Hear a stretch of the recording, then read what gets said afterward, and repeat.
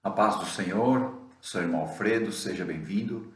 Estamos começando mais uma escola bíblica da CPAD. Nesse trimestre, estamos estudando os dois livros de Samuel, 1ª e 2ª Samuel.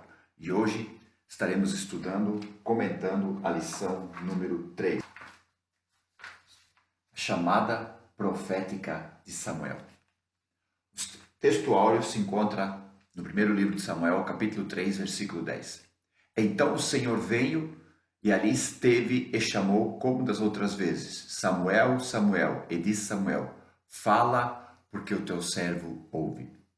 A verdade prática está escrita assim: a verdadeira chamada divina capacita o crente fiel a ser porta-voz da autêntica palavra de Deus. Então, a verdadeira chamada divina capacita o crente para ser um porta-voz da palavra de Deus. Então, o primeiro tópico é definindo o profeta em Israel. E a parte 1 desse primeiro tópico é a menção de profeta no livro. Bom, a palavra menção quer dizer quando ele é mencionado. A primeira vez que a palavra profeta é mencionado no livro de Samuel é em 1 Samuel, capítulo 2, do versículo 27 ao 36. O profeta, ele nada mais é do que um homem de Deus. É um representante de Deus. Enquanto o sacerdote representa o povo perante Deus, o profeta representa Deus perante o povo. Então, o profeta quem é? É aquele que entrega a mensagem de Deus. Esse é o profeta.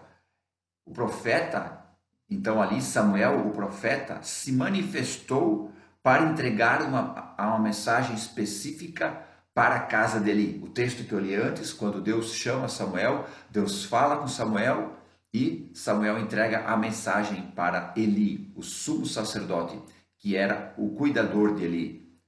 Ok? Então, qual era a mensagem?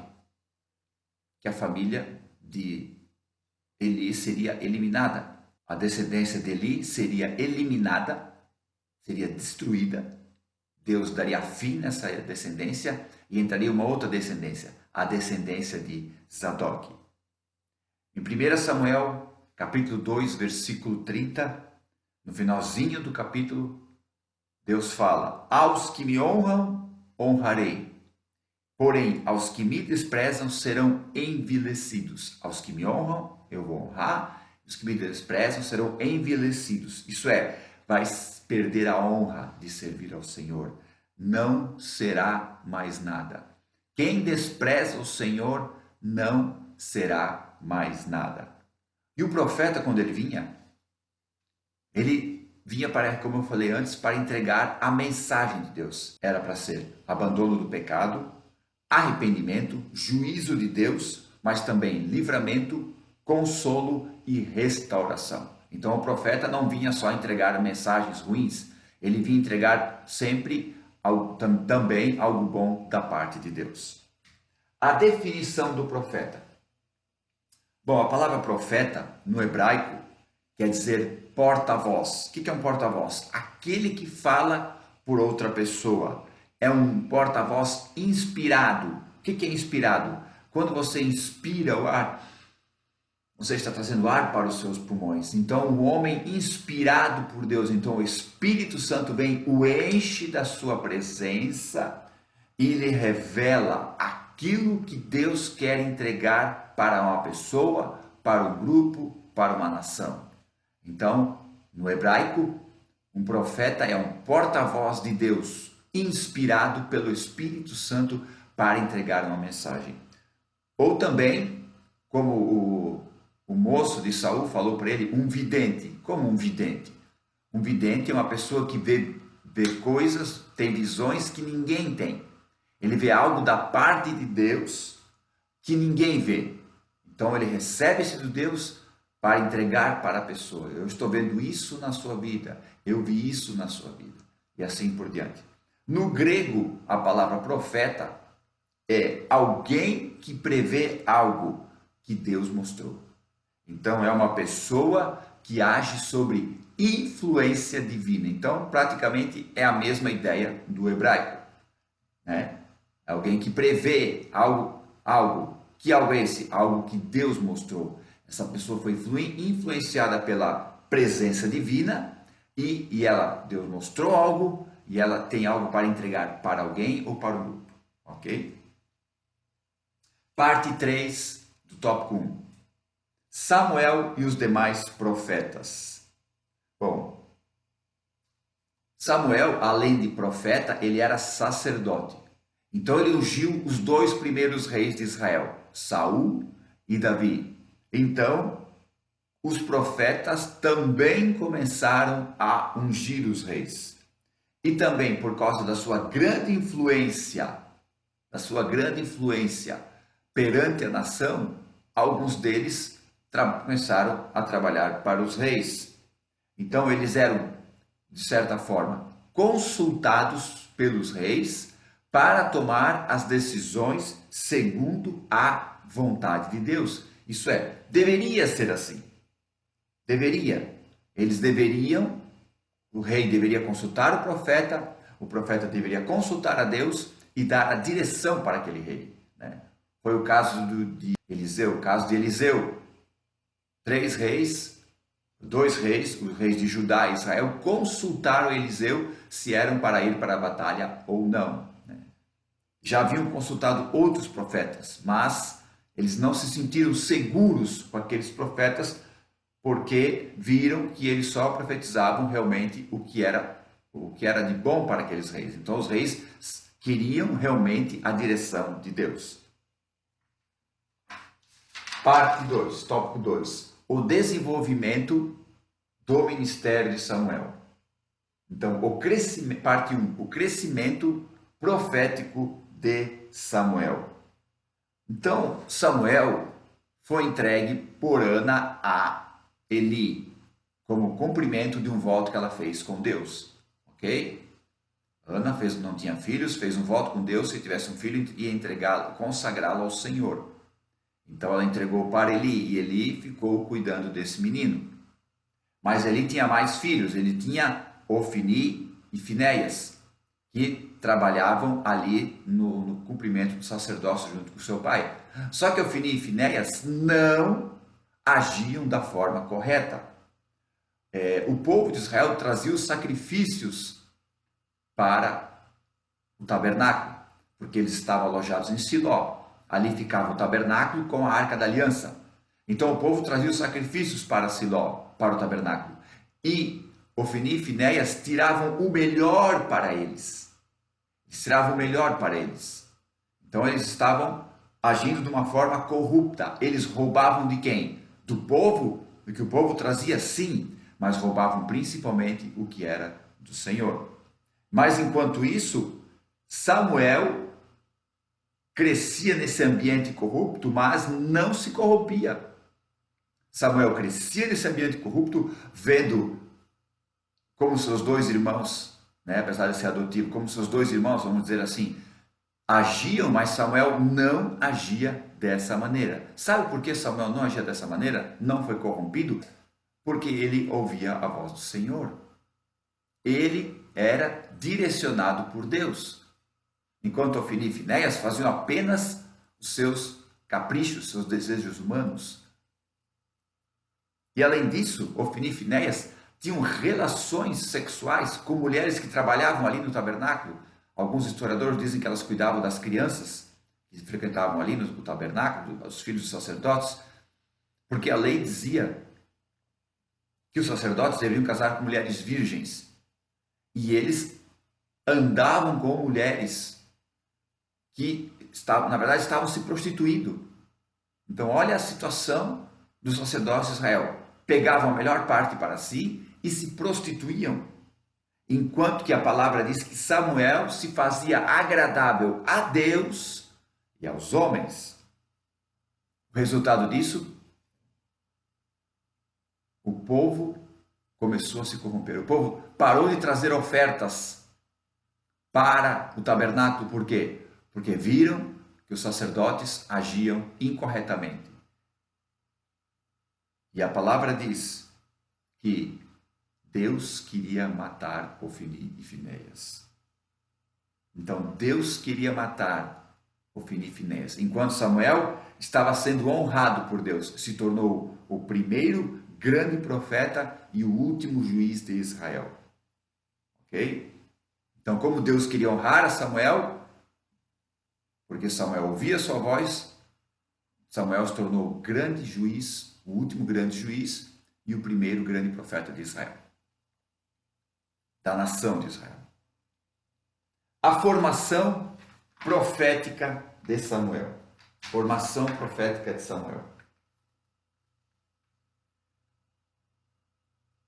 Então, Samuel foi formado por Eli.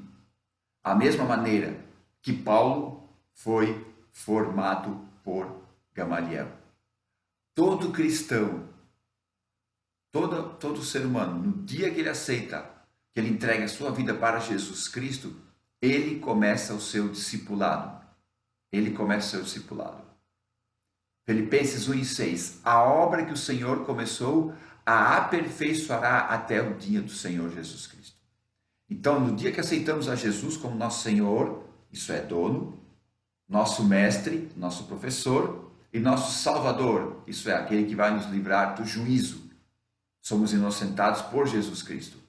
Ok? Quando entregamos nossa vida para Ele, começamos o nosso processo de discipulado.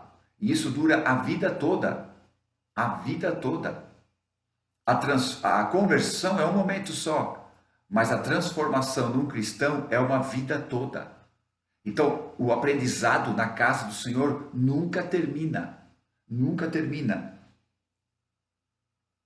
Samuel, ele passou um treinamento, um período de discipulado, de ensino e aprendizado com Eli e também com Ofni e Finéias. Como assim com Ofni e Finéias? Ele vendo as coisas erradas que faziam e falava no seu coração: isso eu não vou fazer, que vai trazer prejuízo para a minha vida espiritual.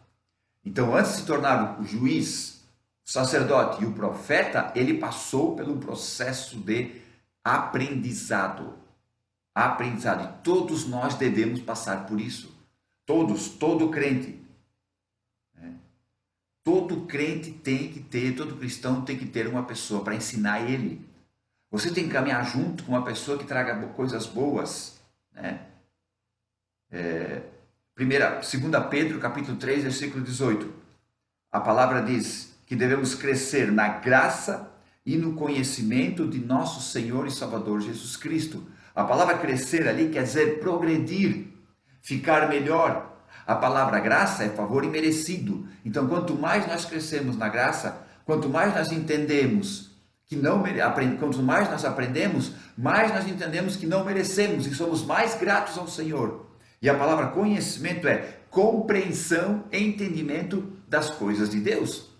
Então devemos sempre estar progredindo para entender que não merecemos nada, para ser mais grato a Deus e entender, compreender as coisas de Deus. Ok? Existem 4 níveis de estudo, de aprendizado na palavra de Deus. O primeiro nível é o nível da salvação, o básico. Jesus te ama, morreu pelos teus pecados, ressuscitou por você e te dá vida eterna. Esse é o nível básico. Aí tem o nível médio, que eu digo que é a nossa escola bíblica da CPAD, o nível médio. Ok? Aí tem o nível alto. Nível alto, que é o nível de você estudar grego, estudar hebraico. É importante? É importante. Por quê? Porque tem palavras que no da tradução da linguagem de João Ferreira de Almeida, ou linguagem de hoje, não dá a compreensão total do texto. E quando você vê a palavra do grego e do hebraico, você vai ver você vai realmente entender o que o escritor queria dizer. Por exemplo, quando Moisés diz para trazer as ofertas voluntariamente, essa palavra voluntariamente dá uma ideia de um soldado se colocando à disposição. Então veja como é mais profundo. Então não é só trazer a oferta, é ser pronto para trazer a oferta, como um soldado sendo convocado para uma guerra. Então entenda que às vezes o significado no hebraico e no grego traz uma profundidade maior, por isso que é importante. Bons livros de comentários, você lê livros de autores, bons autores, Max Lucado, John Bevere, David Wilkerson, tem gente muito boa, tem homens inspirados pelo Espírito Santo, que escreveram ótimos livros. Pesquise e pegue ideias diferentes, contrapõe as ideias, veja as ideias diferentes para você formar a sua opinião. Estude, leia a Bíblia todo dia, leia outras versões, estude, veja o significado no grego e no aramaico, no hebraico, estude, isso é o nível máximo. E tem um nível topzera lá em cima, que eu digo que é o nível do Espírito Santo. João 14, 26.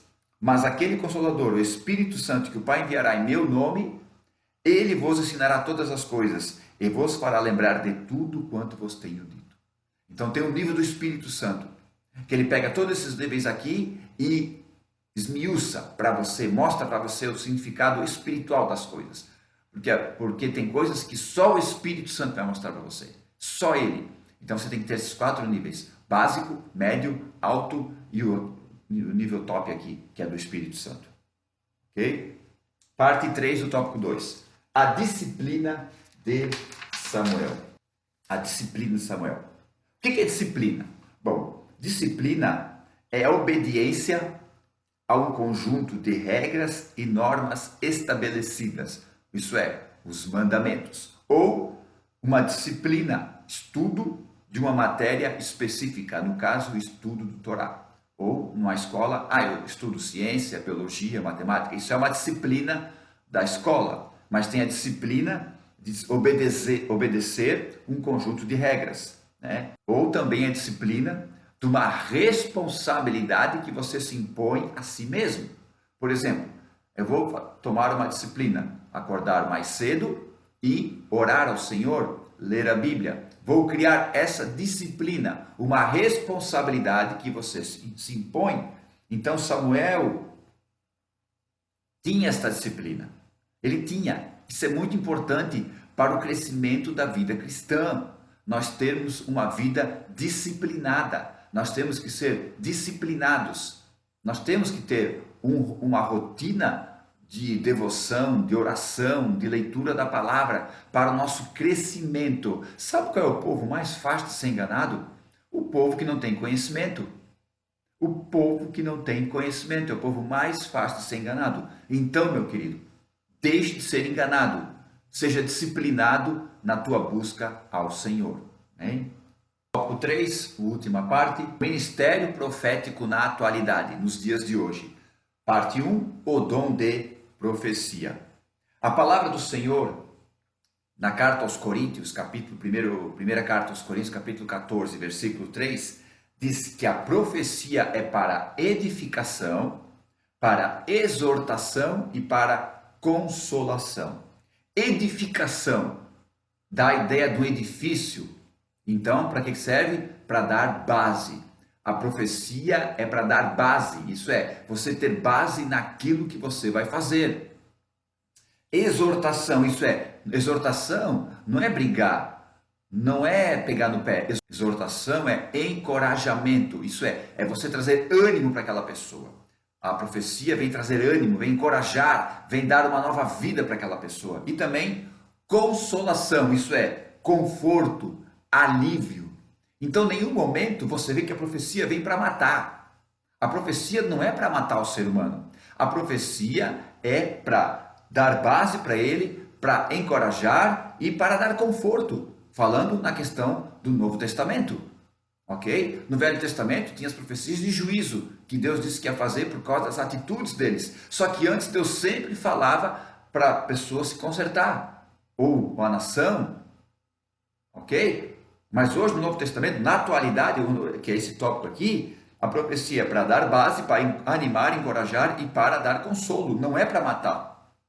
Deus não quer matar ninguém. Deus quer trazer sempre a pessoa para o seu caminho. A profecia é para dar alinhamento. Às vezes você está andando desalinhado, um lado, mas Deus quer fazer um alinhamento na sua vida. Por isso que existe a profecia. Por isso que existem os profetas. O ministério do profeta no Novo Testamento. O ministério do profeta. Paulo escreve aos Efésios, capítulo 4, versículo 11. Ele mesmo deu uns para apóstolos, profetas, evangelistas, pastores e mestres. São os 5 ministérios da igreja. 5 ministérios da igreja, ok? São 5 ministérios da igreja. Então, como é que é o ministério do profeta? O profeta, ele é aquele que entrega a mensagem de Deus, como nós já falamos. Então, Deus fala com ele. Como é que Deus fala com ele?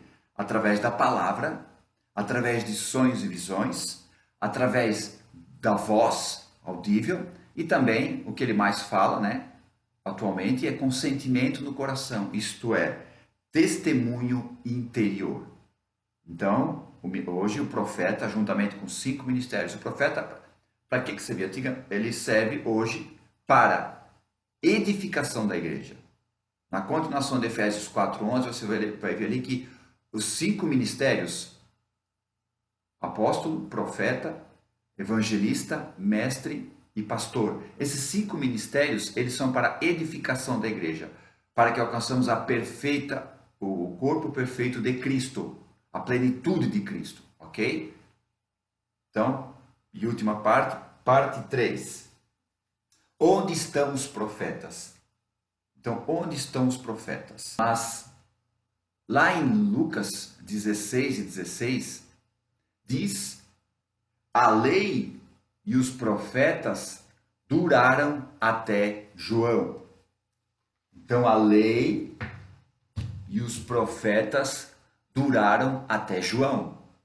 Então, não existe mais profeta? Não existe mais? Hoje não existe a figura do profeta na época que nós estamos vivendo, na atualidade. Outro texto aqui. Mateus 11:13. Porque todos os profetas e a lei profetizaram até João. Olha só, enquanto Lucas 16:16 diz que a lei e os profetas duraram até João, Mateus já diz que a lei e os profetas profetizaram até João. A palavra duraram ali em Lucas, ela foi, se você vê na sua tradução João Ferreira de Almeida, ela está em itálico, está inclinadinha, está em itálico. Então isso é o quê? Uma palavra que foi incluída, que não está no original. Então nós entendemos, eu entendo, eu creio que a lei e os profetas profetizaram até João. Profetizaram o quê? A vinda do Messias. A lei e os profetas profetizaram até João a vinda do Messias. Agora o profeta é para edificação da igreja. A figura do profeta existe. Ela é para edificação da igreja. É para consolação, como já falei antes. É para exortação. Então a figura do profeta existe. Existe o dom de profecia, né? E o ministério profético, a figura do profeta. Existem os 9 dons do Espírito Santo. Ok? Todo salvo em Cristo tem total disponibilidade de usar esses 9 dons. Aí é outra história. Como é que ele faz para alcançar isso é outra história. Ok? Ele tem total disponibilidade. Então Deus pode usar ele no dom de profecia, no dom de curar, porque quem faz isso é o Espírito Santo. Ele é um vaso que o Espírito Santo vai usar.